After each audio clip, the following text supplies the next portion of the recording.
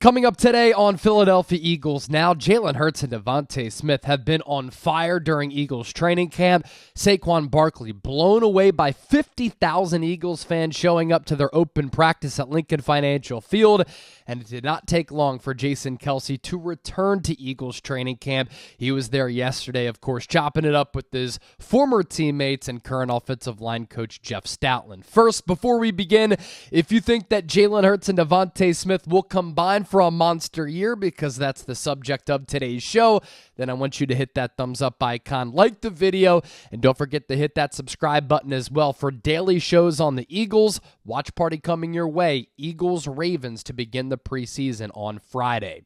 So Jalen Hurts throughout training camp so far has been stellar. He's been fantastic. He's been stupendous, throwing out some big words there. He's taken full reign of new offensive coordinator Kellen Moore's offense. He's been extremely accurate and is making quality decisions with the football. That's great, because in the spring, he was struggling to master the offense, and he was giving the football away a lot, throwing a handful of interceptions. And according to Elliott Shore-Parks, 94 WIP, who does a great job covering the Eagles and charting all of Jalen Hurts' throws, this is pretty wild. Hurts has now thrown 156 passes without an interception at training camp. That's crazy. So the deep ball accuracy has been on point to the likes of A.J. Brown, DeVonta Smith, Paris Campbell, John Ross, Johnny Wilson starting to get some wide receiver 3 reps. The short and intermediate throws are there. He's throwing with precision. I thought it was pretty telling a couple of days ago how in the NFL's top 100 players, Hurts was voted by his peers, fellow players, the 15th best player in the NFL. So players who go up against Jalen Hurts, who study the film of Jalen Hurts, who watch him play, think that he's one of the most premier players in this league, despite him struggling at the end of last year. And all signs right now are pointing to him coming back from a rough ending to the 2023 campaign and having a huge season here in 2024. I think what's also pretty underrated, there have been some clips from the Eagles of Jalen Hurts running the football, whether he's actually running it, keeping it on an RPO, going stride for stride, full strength with Dallas Goedert. It looks as though the speed and the running ability is back for Hurts, where he's 100% healthy, and that's a great sign. And Hurts, of course, can be assisted in having a huge year if DeVonta Smith continues his ascent, because every year that DeVonta Smith's been in the NFL, he's continued to improve, and Smitty has arguably been the biggest star of Eagles training camp. This coming from Brooks Capena of The Athletic. Hopefully I pronounced that name right. He said no player has been as impressive in camp as DeVonta Smith. Despite dropping the very first pass of the summer, Smith has caught several deep passes from Hurts through 6 practices, showing an explosivity the Eagles lacked during their late season collapse last year. Proficiency is already a standard for Smith. He signed that 3-year, $75 million extension after fielding his second consecutive 1,000-yard, 7-touchdown season, but his consistent downfield daggers suggest a dynamicism, if that's a word, with A.J. Brown that could stretch across an entire season in Kellen Moore's system. Brown said he expects DeVonta Smith to, quote, make another jump this year, given that nobody has been able to cover DeVonta Smith throughout training camp. So it's his coaches who have been impressed by DeVonta Smith. It's Jalen Hurts who's saying, man, he's been on fire, and now A.J. Brown expects him to make a leap. Why can't he make a leap?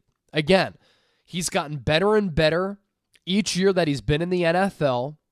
He's a good route runner, great footwork, plays bigger than his size. He can go up and get it. In Kellen Moore's offense, I think that he can become more of a deep ball threat. We know what he can do on crossers, even though he wasn't utilized like he should have been on crossers last year. He has everything to his route tree, and now you're going to enter pre-snap motion into the fold with Kellen Moore calling and designing the plays, which I think puts DeVonta Smith and A.J. Brown in more of an advantageous position to succeed, and that in turn helps out Jalen Hurts, because now he's going to know what the defense is playing in, and his players, his weapons, are going to be in a position where they can succeed. I think Jalen Hurts is going to have another huge year. I've talked about that here on the show. We did a full breakdown on that on Eagles Now back about a week and a half ago, why I think that he can bounce back. And I think that in turn, DeVonta Smith's going to be able to have a huge year, and so far so good in training camp up to this point. Story number 2, Saquon Barkley is really getting the full Eagles experience ever since signing that contract with Philadelphia. He said that first he looked in the huddle and he's like, man, I'm with Jalen Hurts, A.J. Brown, DeVonta Smith, Dallas Goedert, and this offensive line. And that made him realize I didn't have those weapons surrounding me when I was with the New York Giants. I didn't have the run blocking that I'm going to have with Philadelphia or the playmakers around me that I now have that I did not have with the New York Giants. So that's the football element of this, right? And so far, he's been looking great throughout training camp. But it's also the fan experience that Saquon Barkley is noticing and starting to soak in. On the 50,000 Eagles fans that showed up at the link for their open practice a few days ago, Saquon said, quote, "That one was crazy. I'm not going to lie. I already knew how much love this city has, not only for this team, but all the teams around here. But for a practice to have 50,000 people is truly insane. So thank you to all those fans that came out, showed love, and supported. That's big. Helps us as a team. Makes us want to go out there. You kind of get like that college feel again. You played at Penn State. Like when I was in college, you don't want no one to come into Beaver Stadium to get a win there. You get that feeling here. And that's so true. When there's a game at Lincoln Financial Field, even when the Eagles play on the road, it can get so rowdy, raucous, loud, and crazy that it is one of the few NFL stadiums and environments that replicates a college crowd. Saquon knows that from playing at Penn State. It's one of the more hostile environments in all of college football, especially with the whiteout at Beaver Stadium in Happy Valley. It's truly special. I'll never forget, I was at Penn State, Michigan a few years ago when Shea Patterson was the quarterback for Michigan. And on the first play from scrimmage, I'm on the field, camera in tow, shooting the game for WNEP, and it was so loud on the first play from scrimmage that Michigan had to call a timeout. You don't get that everywhere. You don't get 50,000 fans showing up for a practice everywhere. Welcome to Philadelphia, Saquon Barkley. And then lastly, Jason Kelce has been busy since retiring, doing his No Heights podcast with his brother Travis. He has been in the Jersey Shore, at the Jersey Shore, I should say, proper English. He was at the Paris Olympics. He's obviously getting ready to be on ESPN's Monday Night Countdown. He was taking part in ESPN's broadcast for the Hall of Fame game, but then he was back at the NovaCare Complex earlier this week on Monday, and he took in some Eagles practice, and he was chopping it up with his former offensive line coach, Jeff Stoutland, talking with his former teammates, Nick Sirianni and others, so it did not take long for Jason Kelce to get back to that Eagles sideline for some Eagles practices.